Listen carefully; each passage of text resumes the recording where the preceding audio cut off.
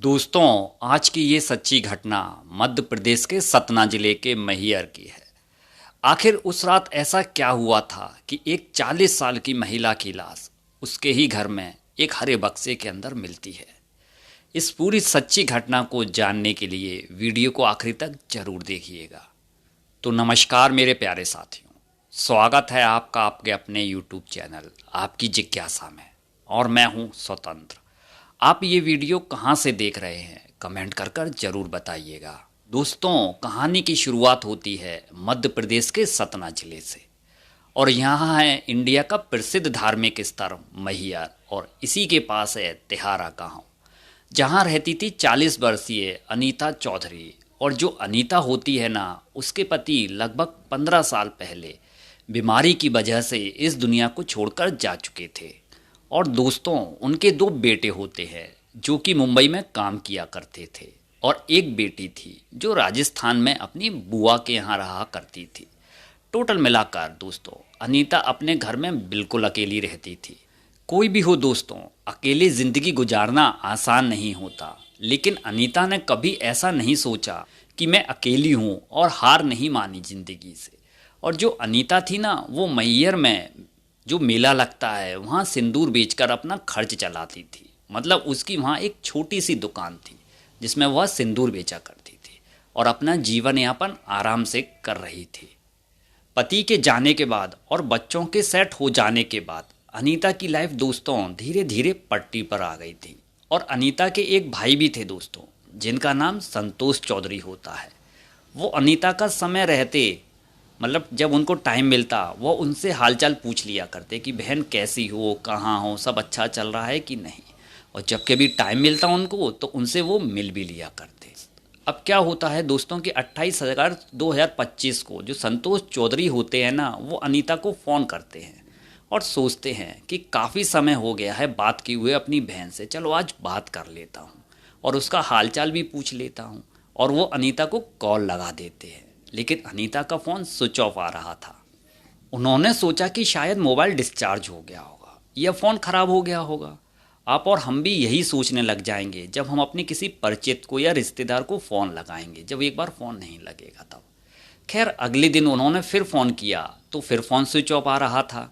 अब जब फ़ोन बार बार switch off आया तो जो संतोष चौधरी थे ना, उनकी बेचैनी बढ़ जाती है।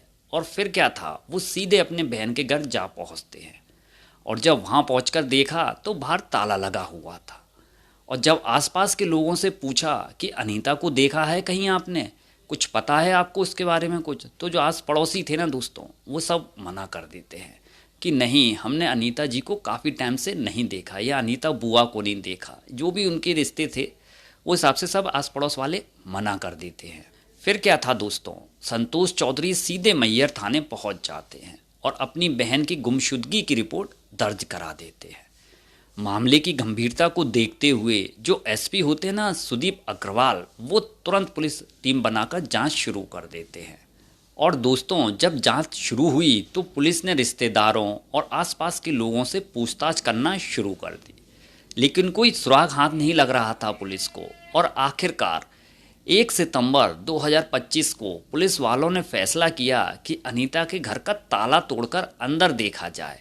शायद कोई अनहोनी हुई हो शायद, क्योंकि उसके घर से बाहर ताला लगा हुआ था दोस्तों। और फिर क्या था, जैसे ही पुलिस वालों ने ताला तोड़ा और घर के अंदर पहुंची, वहां से तेज बदबू आ रही थी, मतलब उस घर के अंदर। और पुलिस ने जब धीरे धीरे उस बदबू का पीछा किया कि ये बदबू आ कहाँ से रही है, तो वो बदबू एक हरे रंग के लोहे के बक्से के अंदर से आ रही थी, जो उसके घर के अंदर ही रखा हुआ था। अनीता चौधरी के बक्से होते ना दोस्तों, जिसमें कपड़े वगैरह रखे रहते हैं, बड़ा बक्सा, उसमें से। और दोस्तों, जब एक पुलिसकर्मी की नज़र उस बक्से के पास पड़े खून के धब्बों पर गई तो मामला पुलिस को अब बेहद संदिग्ध लगने लग जाता है। पुलिस वाले फौरन बक्से का ताला तोड़ देते हैं, और जैसे ही दोस्तों बक्सा खोला गया, उसके अंदर का नज़ारा देखकर वहां मौजूद पुलिस वालों के पैरों तले जमीन खिसक गई। दोस्तों, दरअसल उस बक्से के अंदर अनीता चौधरी का शव पड़ा हुआ था। अब सवाल ये था कि आखिर अनीता की मौत कैसे हुई है। अगर हत्या की गई है तो उसे किसने मारा दोस्तों। यहीं से इस कहानी में एक ऐसा मोड़ आता है जिसकी शायद किसी ने कल्पना भी नहीं की थी कभी भी। अब क्या होता है दोस्तों कि जो पुलिस थी ना, वो अनीता चौधरी के सबको पोस्टमार्टम के लिए भेज देती है। भेजना भी बनता है दोस्तों, क्योंकि पोस्टमार्टम तो अब हो नहीं था। और दूसरी तरफ पुलिस वाले जांच को और तेज कर देते हैं, मतलब अपने लेवल पर। दोस्तों, गांव वालों के लोगों से जब पुलिस वालों ने पूछताछ की, तब कुछ लोगों ने पुलिस वालों को बताया कि 28 अगस्त 2025 को एक युवक अनीता के घर आया हुआ था, जिसकी उम्र महज 20 से 25 के हेरफेर में उन्होंने बताई अस पड़ोस वालों ने। फिर क्या था दोस्तों, पुलिस वालों ने उसी सुराग पर काम करना शुरू कर दिया और फिंगरप्रिंट के जरिए, क्योंकि फिंगरप्रिंट के जरिए आधार कार्ड बने हैं, तो आज फिंगरप्रिंट मिले और आधार कार्ड से उस लड़के तक पहुंच गई वो सीधे पुलिस। और उसकी पहचान किशन चौधरी के रूप में हो जाती है। अब पुलिस वाले जो होते हैं ना, वो अनीता के जो भाई थे संतोष चौधरी, उनसे पूछते हैं कि तुम इसको जानते हो किशन चौधरी को? तो वो तो जानते ही थे। सो उन्होंने पुलिस वालों को बताया कि ये मेरी बड़ी बहन का बेटा है जिसका आप जिक्र कर रहे हैं। मतलब वो घर का ही लड़का निकल बैठा दोस्तों। फिर क्या होता है दोस्तों, पुलिस वाले बिना देर किए किशन को हिरासत में ले लेते हैं। मतलब उस पर शक था और उसे थाने ले जाकर पूछताछ करना शुरू कर देते हैं। शुरुआत में तो वो बार बार यही कहता रहा कि उसे इस मामले के बारे में कोई जानकारी नहीं है और मैं क्यों करूँगा अपनी मौसी की हत्या। यहाँ तक कि उसने पुलिस वालों से ये भी कहा कि मौसी की खबर सुनने के बाद मैं बहुत दुखी हूँ, मुझे खुद समझ में नहीं आ रहा कि ये आखिर हो कैसे गया। लेकिन दोस्तों, कहते हैं ना कि सच ज़्यादा देर तक छिप नहीं सकता। सो इसके साथ भी यही हुआ। और 4 सितंबर 2025 को जब पुलिस ने इसे सख्ती से पूछताछ शुरू की, मतलब अपने लेवल पे, तो ये टूट गया। और टूटने के बाद इसने जो कहानी सुनाई, उसे सुनकर पुलिस वाले भी कुछ पल के लिए खामोश हो गए और सोच में पड़ गए कि ये लड़का बोल क्या रहा है और इसने ये क्या कर दिया। दोस्तों, किशन ने बताया पुलिस वालों को कि मेरी उम्र 22 साल है साहब, और मैं पैसों की तंगी से बहुत ज़्यादा परेशान था। काफ़ी कोशिशों करने के बाद भी जब पैसों का इंतज़ाम नहीं हुआ, तब मैंने सोचा क्यों ना मौसी के घर जाया जाए और वहाँ जाकर पैसे मांगे जाए मौसी से।